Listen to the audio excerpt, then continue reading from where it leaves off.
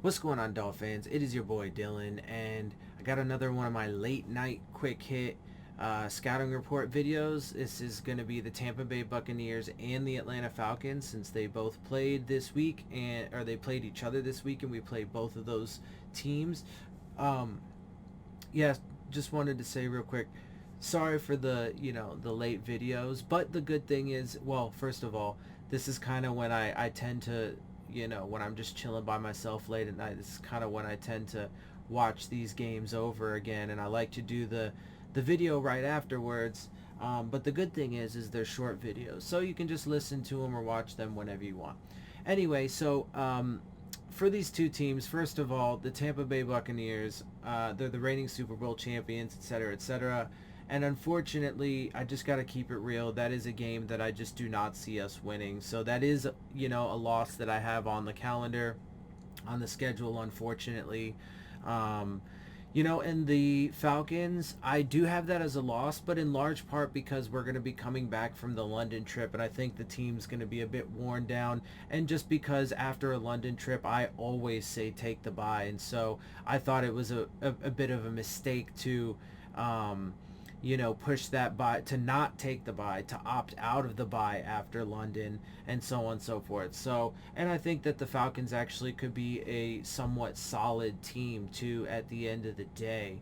Um, but anyway, let's go ahead and get into this. Let me swap over. I do not want that quite yet.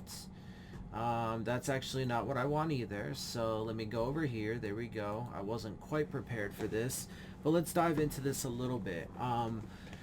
Okay, now the Falcons game, though, just to be clear, that is a team. I mean, that is a game we definitely could win. But unfortunately, we do still have to see how things go with Tua. This offensive line's not very good, and yeah. So, but we'll keep that for a later date. It's definitely a team that we could get a win against. So hopefully that is what ends up happening. But let's get into this. Obviously, the Buccaneers. I mean, look, the Falcons actually made it kind of competitive until towards the end of the game when the Bucs actually got two pick sixes, and I don't remember.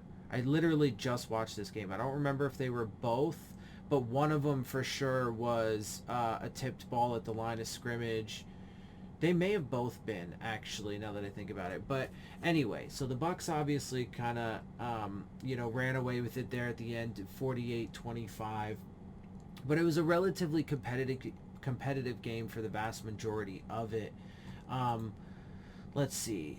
So we have the Falcons had 348 total yards to 341 for Tampa Bay, so pretty close there. Atlanta had more passing with 293 to 259 for Tampa, 55 rushing for Atlanta and 82 for Tampa. So both teams kind of low in the rushing yards. 5 yards per play for Atlanta and 5.7 for Tampa Bay. We know the points. Tampa gave up one fumble, and Atlanta threw three interceptions. Yeah, Matt Ryan threw three interceptions. The Falcons let up one sack, and the Bucs let up three. The Falcons were 40% on third down, with the Bucs being 33%. The Falcons had the ball for 33-31, and Tampa had it for 26-29. Atlanta had 6 penalties, and Tampa Bay had, what was it? It was 9. Yeah, so moving on over to the Bucs, we have here, let's see, Tom Brady was 24 of 36 for 276 yards and 5 touchdowns. Tom Brady had 5 motherfucking touchdowns in this game. And so I think he's got like 9 through the first 2 games, because I think he had 4 in the first one. So they are cooking right out of the gate. But Leonard Fournette had 11 rushes for 52 yards and a 4.7. Ronald Jones 6 for 27 and a 4.5. Tom Brady even threw in 1 rush for 6 yards. Mike Evans led the way in the passing game, receiving game, 5 out of 9 for 75 and 2 touchdowns. Chris Godwin 4 5 62 and a score. Rob Gronkowski 4 5 39 and 2. Leonard Fournette 4 of 4 for 24. O.J. Howard 1 for 21. Antonio Brown 1 for 17, 1 out of 3 for 17. Giovanni Bernard 2 of 2 for 16. And just a quick scroll through the rest of this, just so you can take a gander for yourself. I would go through all of this stuff because, it is important to know that the interceptions and the fumbles and the passes defensed and all of those things. But I figure instead of just listening to me drone through all of it, we will skip most of that and I'll just scroll through it really fast so you can see it and pause it if you want. So for the Falcons, Matt Ryan was 35 of 46, 300 yards, 2 touchdowns, and 3 interceptions. Josh Rosen did end up coming into the game. He handed the ball off like 4 or 5 times, threw it twice, didn't even complete the thing. So, it is what it is. Josh Rosen is probably not going to be in the NFL for much longer. Mike Davis, man, and the fact that he is their backup, if they lose Matt Ryan, they are going to be in a world of hurt. Anyway, so Mike Davis led the way in the run game, 9 rushes for 38 yards and a 4.2. Cordero Patterson had 7 for 11 yards and a touchdown on a 1.6.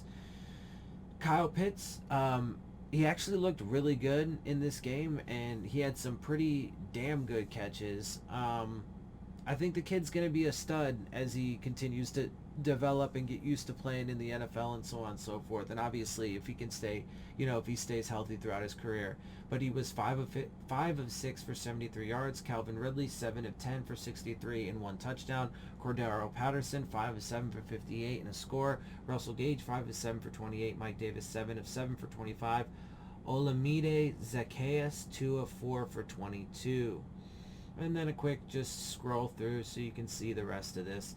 And look, man, the Falcons, they do have some weapons and they do have an offense that could be good.